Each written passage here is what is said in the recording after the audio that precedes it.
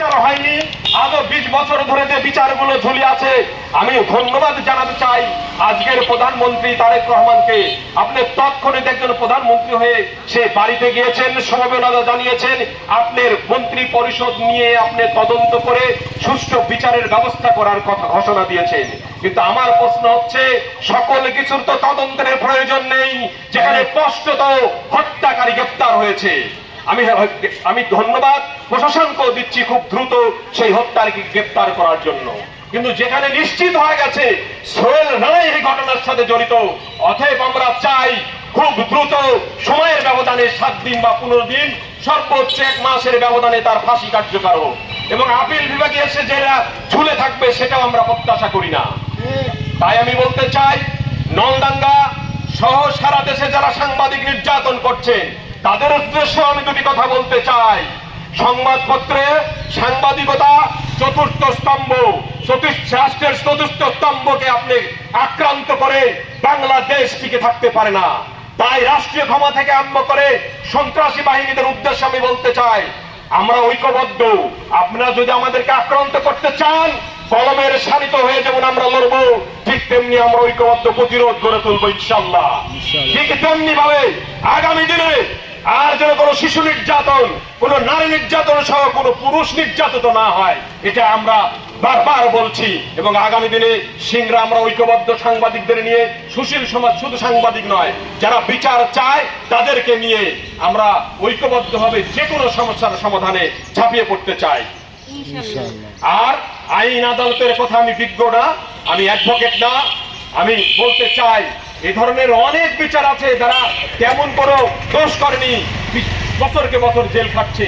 অনেক বিচার কার্য দেরিতে হচ্ছে, সেগুলো অনেক দেরিতে হয়। কিন্তু যেগুলো ঘটনার সাথে সম্পৃক্ত প্রমাণিত হয়ে গিয়েছে সেগুলো আমরা চাই খুব দ্রুত। শিশুরা কি পাপ করেছে? শিশুর কি পাপ ছিল? যদি অপরাধ করে থাকে তার বাবা করেছিল, দ্বন্দ্ব যদি হয় তার বাবার সাথে হয়েছিল। একজন নিষ্পাপ শিশু তো অপরাধী হতে পারে না, সে তো নিষ্পাপ। তার উপরে কেন এই জুলুম চালানো হলো? নিশ্চয়ই এটা পাশবিকতা। আমরা তার রাষ্ট্রীয় যে আইন কাঠামো আছে, সেই আইন কাঠামোতে যদি বিচারে কোনো ব্যত্যয় ঘটে তাহলে এই দায় রাষ্ট্রকে নিতে হবে। আমরা চাই যদি প্রয়োজন হয় তাহলে রাষ্ট্রের বিচার কাঠামোকে চেঞ্জ করে, পরিবর্তন করে তার ফাঁসির ব্যবস্থা করা হোক, জনসমক্ষে বিচারের ব্যবস্থা করা হোক। একজন বাবা কতখানি অনাস্থায় পড়লে রাষ্ট্রের বিরুদ্ধে কথা বলতে পারে যে আমি বিচার পাবো না, 15 দিনের চ্যালেঞ্জ দিয়ে বলে যে আমি বিচার পাবো না, এই রাষ্ট্রে বিচার হবে না। 15 দিন পরে হয়তোবা অন্য কোনো ইস্যু এসে দাঁড় হবে, সেখানে আমার মেয়ের বিচারের এই কণ্ঠটা রুদ্ধ হয়ে যাবে, স্তব্ধ হয়ে যাবে, আমার মেয়ের বিচার আমি পাবো না। আমরা শিশু, আমাদের শিশু আছে, আমাদের সন্তান আছে। তারেক রহমান সাহেবের কাছে আমার একটি অনুরোধ, আমাদের সরকারের কাছে একটি অনুরোধ, আমরা নারীদেরকে কেন আমরা সাপোর্ট করি না, নারীদের পাশে আমরা কেন দাঁড়াই না? শিশু হত্যা, নারী হত্যা বিশেষ করে বেশি হচ্ছে। আর বিশেষ করে নারীদের উপরে এত নির্যাতিত, যারা নারীদের উপরে নির্যাতন করে, শিশুদের উপর নির্যাতন করে, তাদের উদ্দেশ্যে একটি কথাই বলবো, তারা সচেতন হন। সবাই আমার ভাই, সবাই আমার বাবা, সবাই যার যার জায়গা থেকে নিজ দায়িত্বে নারীদের পাশে এসে দাঁড়ান।